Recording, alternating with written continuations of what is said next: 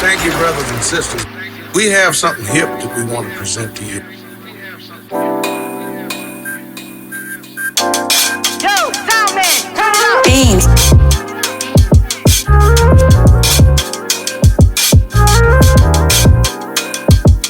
Yo, what's poppin'? What's poppin'? What's poppin'? It's your man DJ Wild Child, and this is Drop the Beat podcast. What's the deal, my good people? How y'all feeling? How y'all feeling?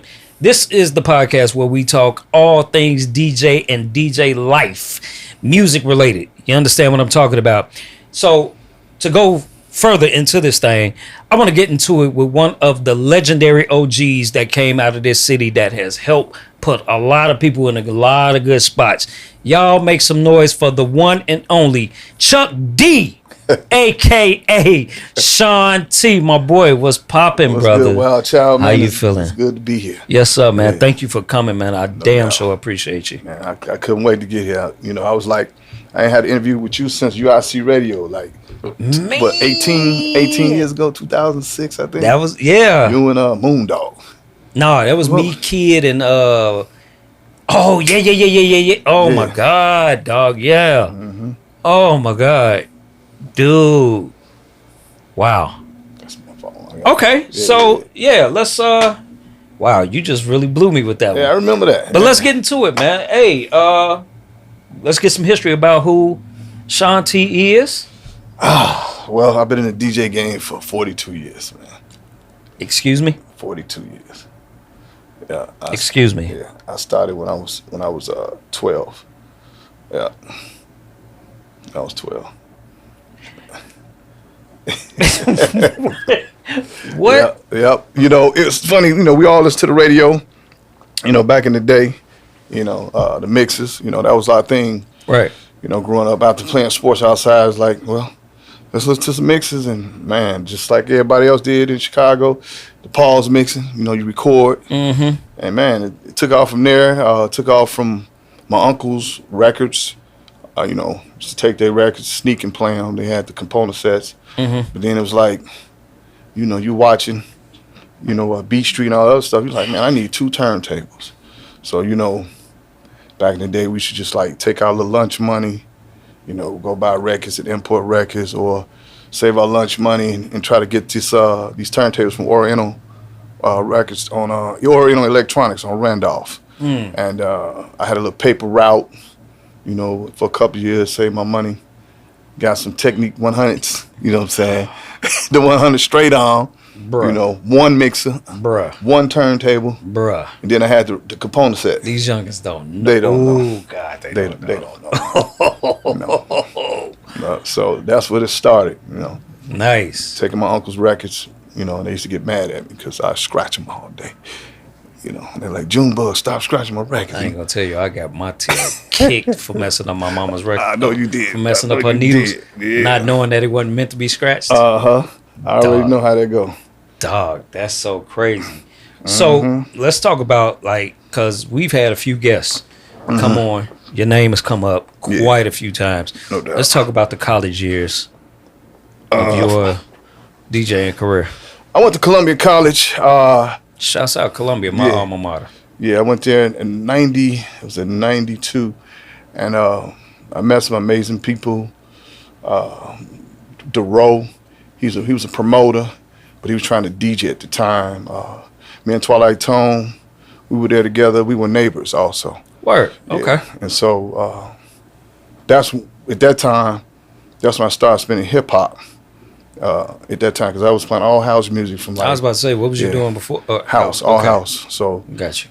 Twilight Tone and I, we would do a lot of parties together, a lot of house parties. I played the house music, he played the hip hop, and then they started their crew them there, and most of them went to Columbia College. Reg Rock, and my man Clay, and started doing parties at the Alcatraz, and I was the OG of them.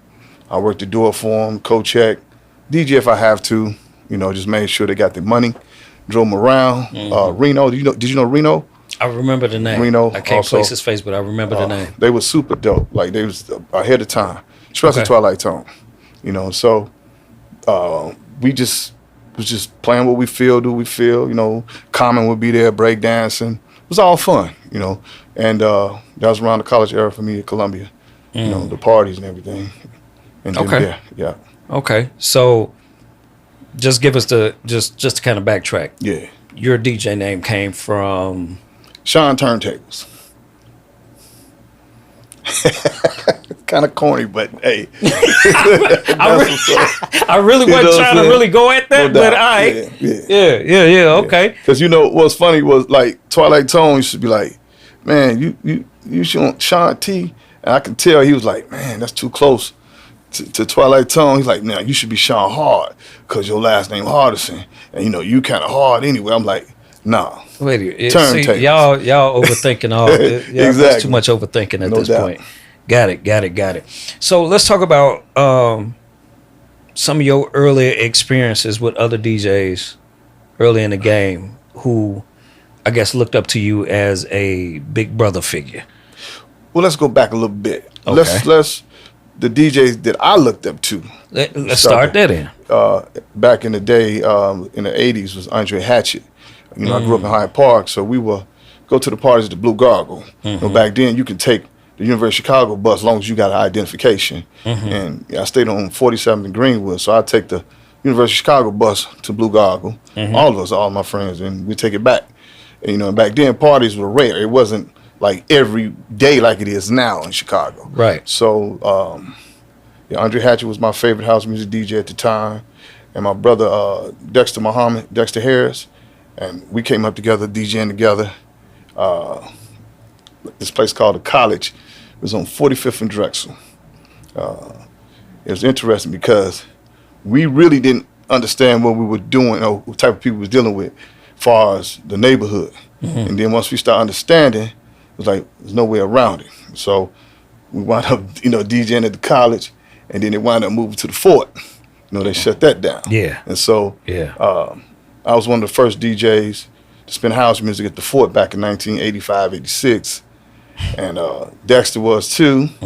And like you said earlier, these cats don't have no idea the sacrifice. Because at that time, we was pushing our records in a shopping cart. You know, from 47th and Greenwood to 39th and College. 39th and Drexel. That's an insane walk. No doubt. With a shopping cart full of On our way home with a pocket full of dollar bills. Yeah. That was funny. Oh my God. Yeah. Okay.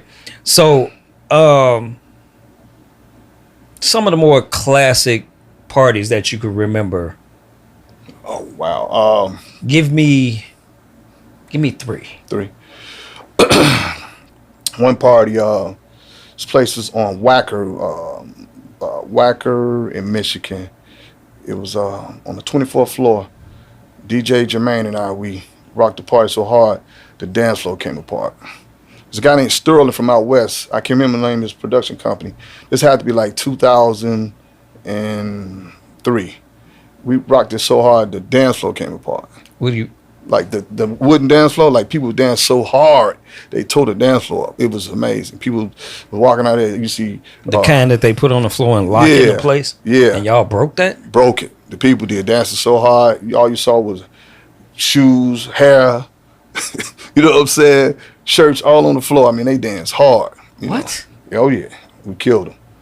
And then another one was the House of Blues.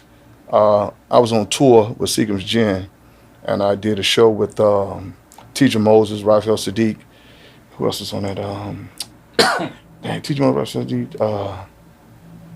I can't remember the other two artists, but it was Major, and my man Lee Majors, and Craig Elliott actually was working with this company called Greenlight Marketing out of New York, and they had all the liquor companies on lock. So I won a DJ battle, and I was able to represent Seagram's Gin. Nice. And man, I did that concert, and they was like, "Dude, slow down." I'm like, "Dude, I can't slow down. I see this crowd, you know, I'm gonna go crazy, you know." Right. And it was a great feeling, you know, and mixed crowd, you know. And then the next one was at the House of Blues again. I was with this artist named SB, Sean Butler. He's a true hip hop artist. He opened up. Well, no, we were the supporting act for Talib Kweli. And he was like, "Man, what we gonna do?" I said, "Look, just follow my lead. you know, and I ran some Black Moon, some Mobb Deep, some Common, you know, for the intro, and the crowd went crazy, and then came in with his music, and it was just amazing. Like, Dope. labels was out there, and everything after that. Dope. Yeah. Dope. So, seeing as how you've been around a while, give me your take on the transformation that the DJ game has had. Like, do you think it's changed for the better? Is changed for the worse, or is it I mean, what how do you feel about it? Well, it's a lifestyle for one, and then as far as things are getting better, the veteran DJs, you know, I say DJs who are DJing heavy, you know, 80s, 90s, we like at our peak, like at our best, because, you know, at the time, you know, the 80s and 90s, you know, we got in the mixtape game. Mm-hmm. So with the mixtape game, that's all marketing. So in today's time, no one's doing the mixtapes. It's an open market, but no one's doing it because it's a lot of DJs, and it's more of an ego in today's time versus practicing your art and mastering the marketing opportunities that you have. Well, let me ask you this then: since you say that nobody's doing it no more, wouldn't it kind of with platforms like Twitch, Mixcloud, SoundCloud, all of that? Right. Why would they necessarily need to have a physical copy? Well, I'm gonna tell you this: you should never limit yourself when it comes down to DJing. And I still get approached to this day. Like, I DJ 4 or 5 days a week, and they be like, "You got any thumb drives? Do you have any thumb drives? Do you have any?" It's one guy I was like, "I got an old CD player in my car," and it's like, now Bulu, my man Bulu Master, he keeps CDs and thumb drives with him. Smart man, because that's the era we came up on. That's what really kept us alive. You know what I mean? So it was funny. A sister approached me one day. She was like, "You know my cousin?" I was like, "Who's your cousin?" "Kim. She had your mixtape and it was up on her bed." You know what I'm saying? This is just like, wow. You know, there's so many sources of marketing. You know what I mean? And it was like, wow. You know, I said, wow. Like, yeah. So today, Cass is just doing this just to get some pub, man, and not understanding, you know, it's a lifestyle. You know what I mean? And then they'll say a lot of the older cats, you know, need to get out the way. And I'm like, no, like, you know, we trying to show you how to do this, you know what I mean? But you got to play your role, you know? Now, Chicago got some super dope young DJs. Man, yeah, I'm talking, man. And then, like, guys your age and B-Man, high speed, man, dude. Yeah. I'm a fan. Yeah. You know what I'm saying? And that's what I was telling you before. Like, I don't mind aiding and assisting, you know, good DJs who understand their craft, number one, and then understand the atmosphere. You know what I'm saying? Like, I checked out the interview, you know, you had earlier with AM/PM, and you were talking about how, you know, you being an opening DJ and a closing DJ. And yes, you have to set the pace as an open DJ. You can't come out playing hot. It's too loud, you know. Well, no, I'm not saying that you gotta come out just blazing. Right? They do. Some do. Yeah. But I think for me, because I've been an opener. I don't care where you put me. Opener, middle, whatever. I really don't get caught up in the hype. At the end of the day, I'm being hired to do my job. So should I dummy down what you hired me for because they're supposedly the closer? Should I dummy myself down? No, but see, here's the difference with that. As far as record-wise, it's a lot of music. That's my point. Right, I get that. So if you know the top records on the radio, of course, you know, and Kendrick Lamar, you know, you okay, you can play that. You can play it in your early set, right? But you ain't got to play it as loud. Because think about it. If you opening up and there's only 20 people in the room, you ain't finna come out blaring, but volume-wise. But that's what I'm saying. So a lot of DJs today, they just loud, you know, and it's not crowded. And it's like, and people get irritated, and they won't get an opportunity to enjoy the new music. They always talking about the new music is whack. It's not whack. You know what I mean? It's some of it is. I was about to say, slow down. No. You about to. You about to go on? Okay. Now I'm gonna tell you what's not whack. What's not whack is when people, the whole room, like, okay, I gotta hear this record. Okay, we may not like it, but we gotta play it because Facts. the room. You see what I'm saying? Facts. So that's what I mean, as far as it not being whack. You know. Got you. Okay. Yeah. Okay. But I still argue the point, like, should I dummy myself down because No. they're the closer? No, you just. But then I also look at it too, like, so if I'm the opener, right? Mm-hmm. Most times the people that's in the room when I'm opening won't be there by the time the closer get there. Right. Play it again, dog. It ain't finna hurt nobody. Right. It ain't finna hurt nobody. Now, the one thing I do think DJs don't do is respect the DJ that's on before them, and I say that to say, like, get there. Don't just get there 20 minutes before it's time for you to get on. Right. Get there 45 an hour to really feel that room and see where you gonna go. Mm-hmm. You know what I mean? I think a lot of the newer cats have just gotten to the point of, oh, I'll get there and I'm gonna just go on and play whatever. Yeah, that's true. But then too, like, a lot of DJs today don't study DJs like we used to. You know, like I mentioned, Andre Hatchett. Like, I study a lot of DJs, so I kind of know what they're gonna play and know how they're gonna play. So when I play with them, it's easy. You know what I mean? Like yourself, I know how you get down. You know, with the mashups, you murder them. You know what I mean? So I'm like, man, I know I gotta pay attention.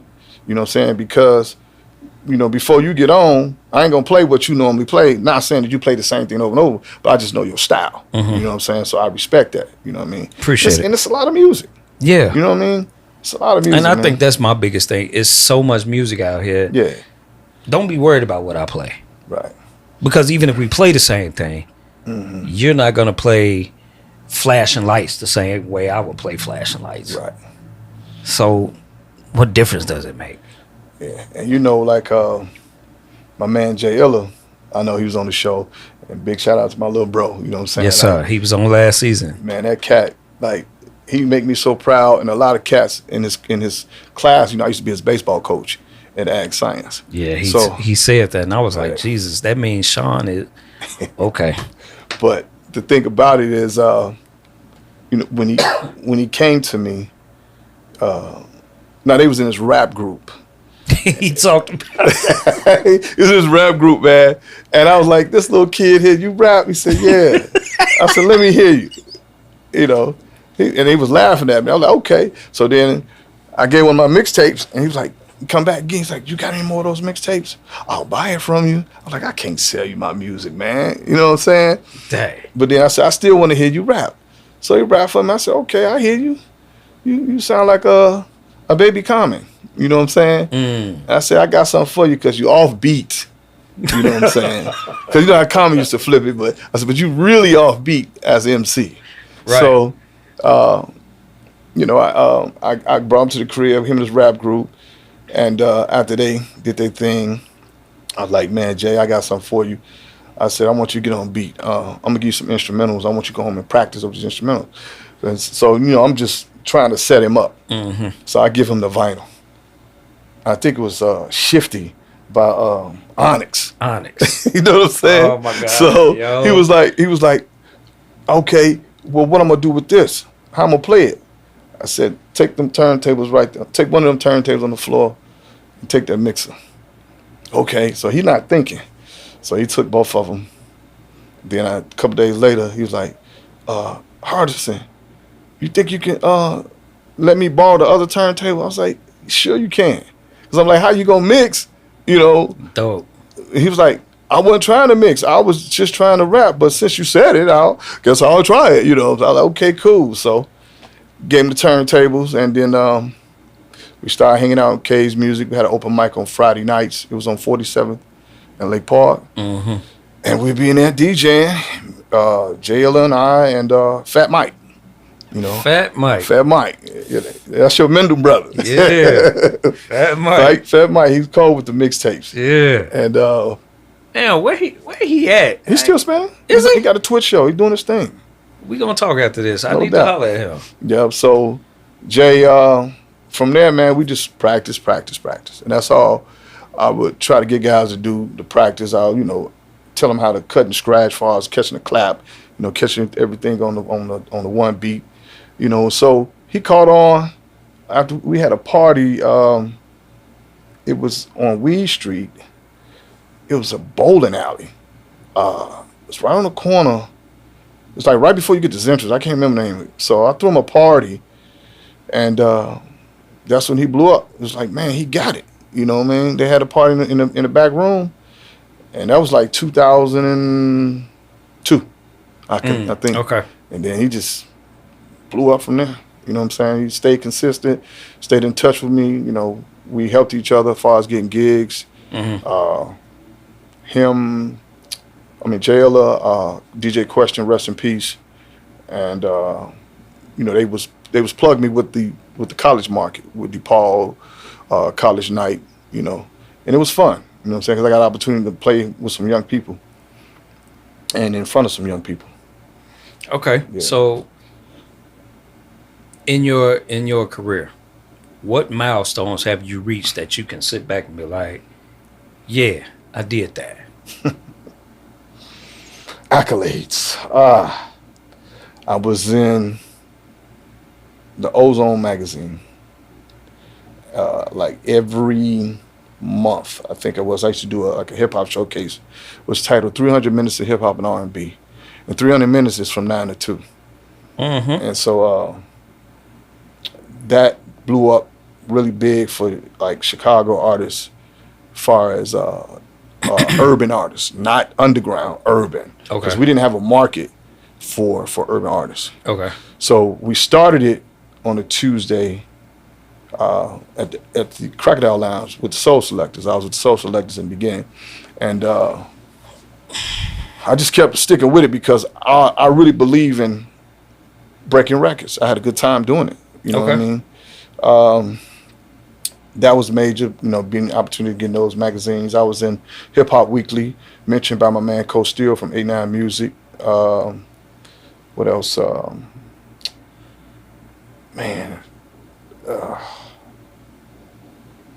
What's that event I did with the HBCU? It's about to come up in a couple of months. They do it at Joe's on Weed Street.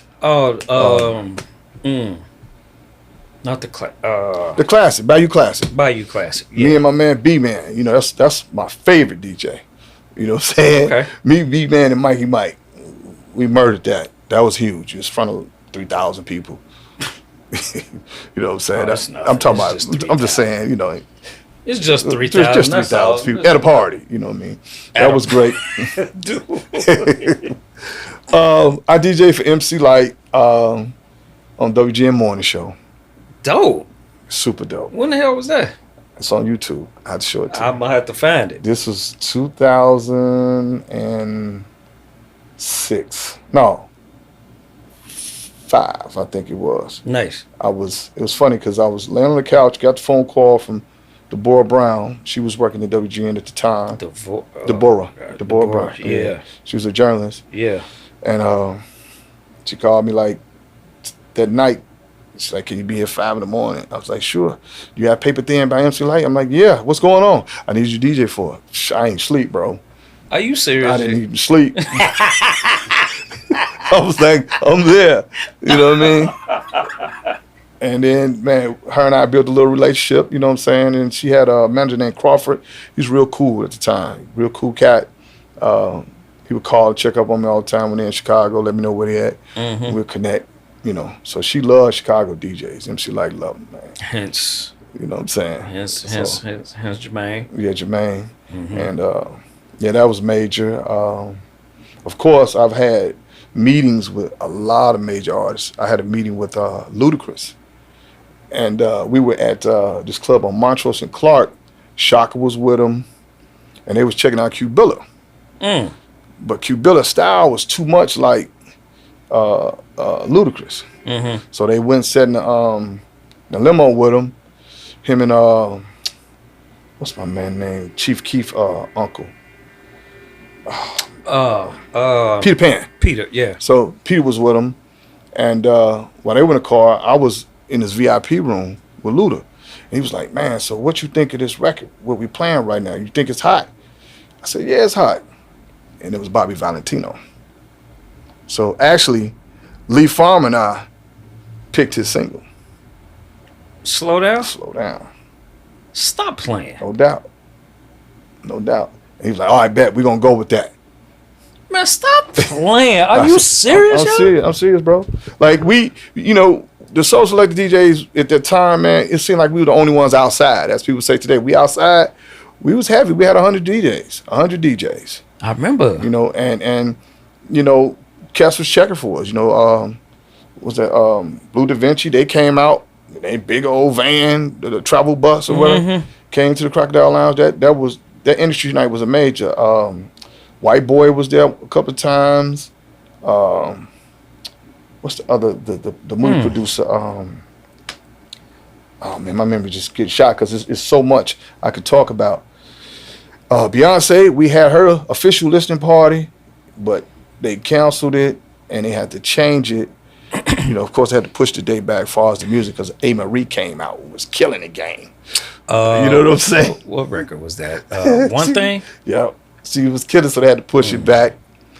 And then I did actually have dinner with Destiny's Child at the Green Dolphin. And let me tell you this, bro. This right here, this how major college radio was. And because you worked on college radio. I did. And all them artists will come and sit down and talk like we talking now. Yeah. So my boy Malik was working with this rep from Milwaukee, and she would supply us all the vinyl, but then she was like, I need you all to get to college radio. I'm like, dude, how did you meet this girl? He met her at Kennedy King. So I was downtown passing out CDs. I was working at the time at Goldman Sachs and Sears Tower. And I'm suited and booted. I'm passing out these sample CDs of Jill Scott. You know what I mean? And a whole suit. I'm hitting people with the Jill Scott. It got in somebody's hand. So the girl name was Letitia Taylor. She's worked for Sony. She was out of the Milwaukee district. She called me. She's like, Shaun, I don't know what you did, but you got Jill Scott music in the right hands, and we need you to come to the Green Dolphin to meet Red Hot Chili Peppers, Mary Mary, and Destiny Child, and Dark Child. Rodney? Yep. And me. You had to sit down with Rodney Jerkins. Man, bro, we ate. We sat down, ate good together. And here it is. I had these little janky business cards, you know what I'm saying? Just my name, and it was, and they was probably papered in them. They was paper. They was like, thank you. We keep it. The cheap paper. The cheap paper. And they gave me their card. Yourself. Well, and dude, from there on, everything took off because now I'm like, man, I done met these people. And so I'm like, man, how could I keep this going? So I got in tune with Coop's Records, and of course, Cage. Damn, I forgot about Coop's Records. Yeah. Jesus. So you know how they used to have the artists always come through. So one day, Coop was like, man, Shaun, you spend a lot of time up here, man. I'm gonna have to take care of you, man. You buy a lot of records. I said, man, you want something to eat? He said, yeah. I went to J&J Fish, got him something to eat. Came back. He's like, man, this is dope, man. I ain't met nobody like you in a while. So I just went to my truck, got my turntables, and started setting up in the record store. He's like, man, you gonna DJ in here? I said, yeah. So I just DJ and just, playing music. Then Kim came in. Kim who? Kim, the artist from Detroit. The R&B singer, Kim. K-E-M? K-E-M. Right. He just came in the store, bro, like out of nowhere. We're like, man, who's this little bitty dude? You know what I'm saying? And so he trying to work his music or whatever. Met him there, all right? So Coop was like, man, I got something for you. Just man, keep in touch with me. So he called me one day. He's like, hey man, we're gonna have Twister to come to the store. Can you DJ for me? I'm like, sure. Came and set up. It's like I'm doing for free, but not for free. Man, it was like 106 in Park up in there, man. All we needed was you as the host. That's all we needed.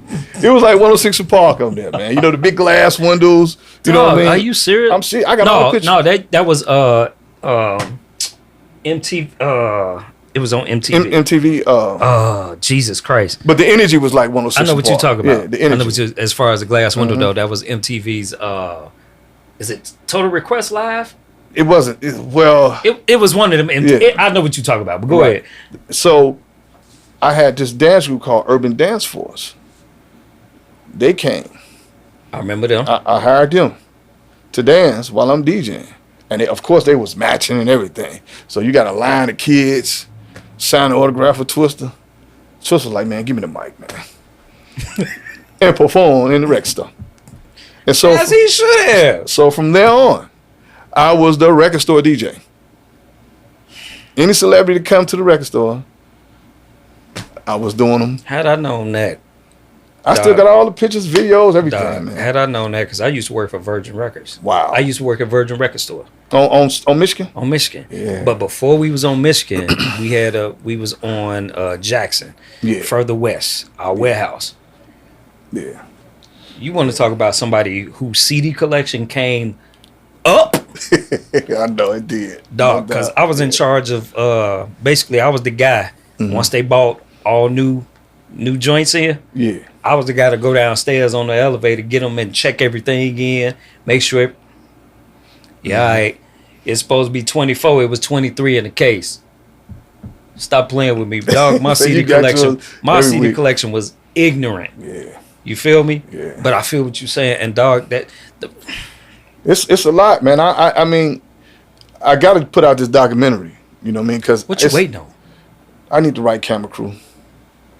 That's all. Don't worry about it. I got some people for you. Thank you. We gonna talk. I don't need to know them. You understand what I'm saying? You gonna get to know them. Yeah, because it's like I found a place where I can transfer my VHS to Nice. USB.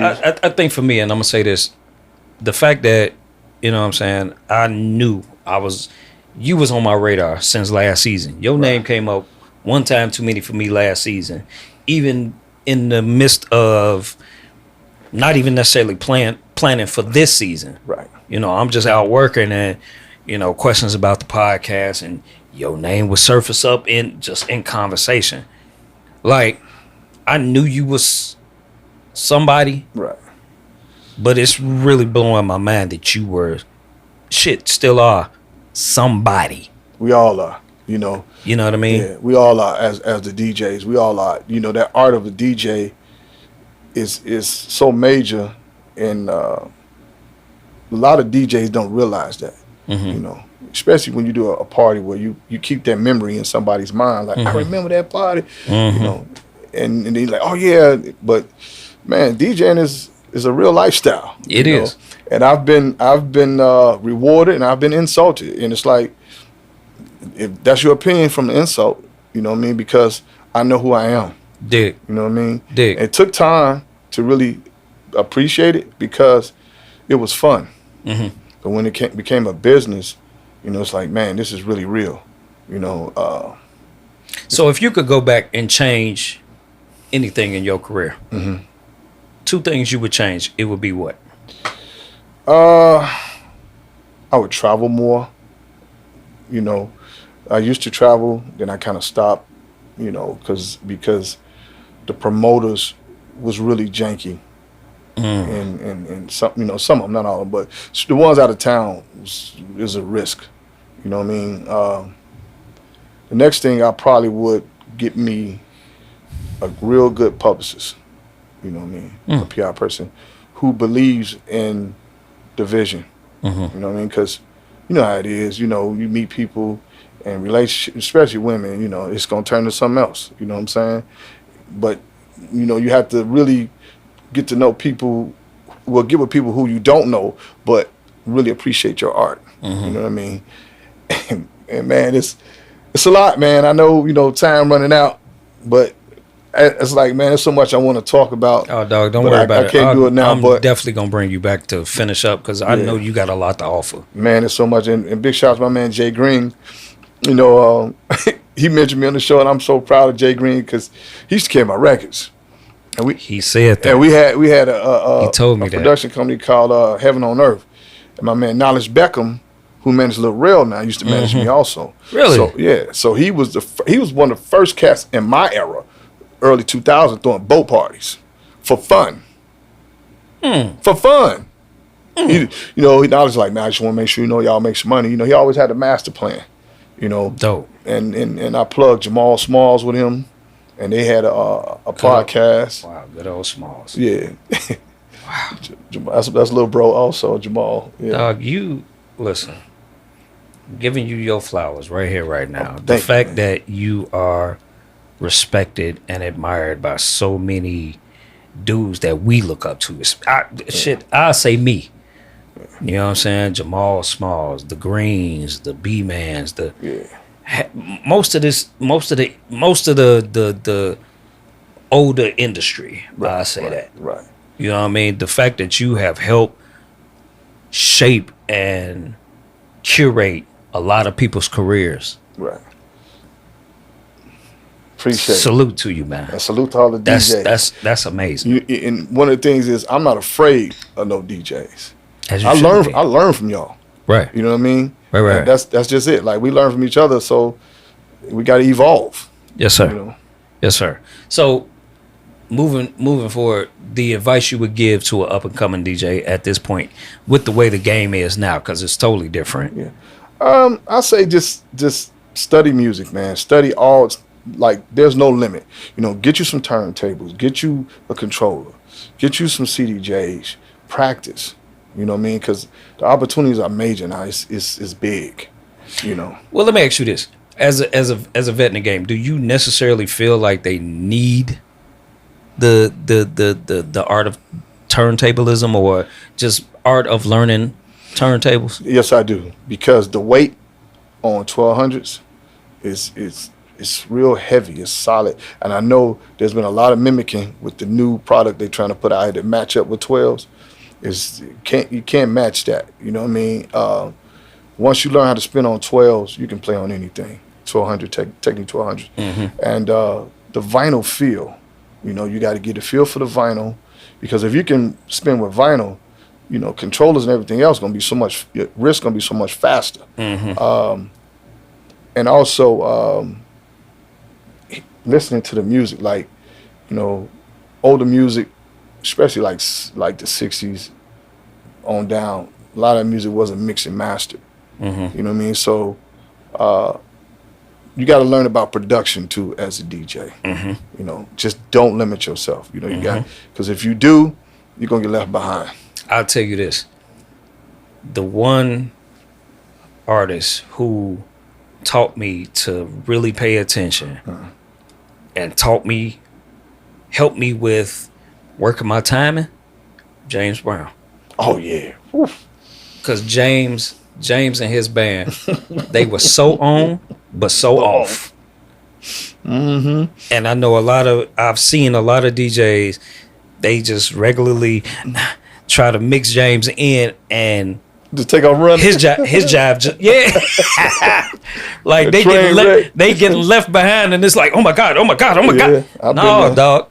Yeah, no, dog. So, and that's the one thing I try to tell a lot of the new DJs, man. Y'all got to be real mindful with that live music in that studio. Yeah. You know what I mean? It's gotten better over the years because of the click track and better on the timing. But if you really trying to work your way through a James Brown or a funk set, yeah, funk set, boy. That really gets your blending tight and your ear tight. One of the most teachable breakdowns. I ain't gonna say words, Disco but one of the also. most teachable breakdowns. You got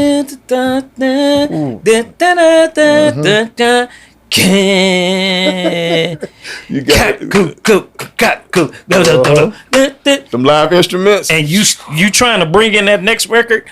Are you gonna find that one?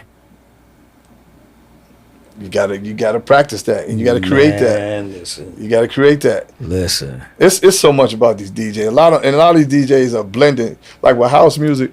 The new jocks, they blending up under the rack. It's like you gotta learn. If you want to learn how to blend on top, listen to Farley. Farley back in the day, WBMX, everything came off the top. You know what I mean? He was heavy handed, but his blends were so tight. You know, back in the day like that, man. And that's an era, man, that a lot of DJs missing because, you know, like right now, I still listen to Ferris. I really do. New Ferris or old Ferris? Both. Oh, okay. Now, because so I can get up on the music. Because that old Ferris. Oh, yeah, he's a monster. Yeah. Yeah. Listen, and I'll tell this story. I don't care. I went and heard him at what's the name of the joint? Joe River Center. Oh yeah. They had a house night there. The old premiere. Jesus Christ, yes. They had him as a headliner. That dude murdered that. That joint. video's on YouTube. Is it? Yes, it is. Boy, because Yes, I it actually is. bought the CD and I imported it. It's on my iPod. Mm-hmm. Dog. I listened to that. And I'm not the biggest house music fan. Right. That mix that day, Yeah. Oh yeah. dog. That job was so epic. Yeah. Dear God, Yeah, his it's- placement, the smoothness of it. Yeah.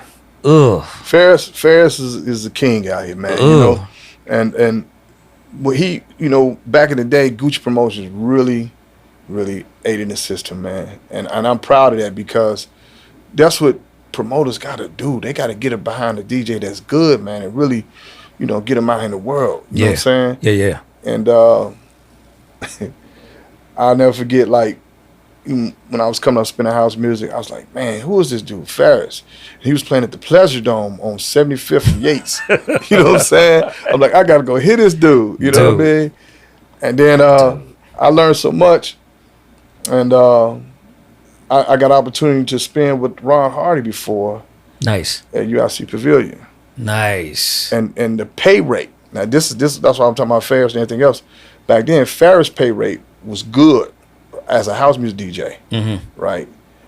And I say in the early 90s, it died down because house wasn't on WGCI no more, And Mickey talked about that. Yeah, Tiffany Green made some changes.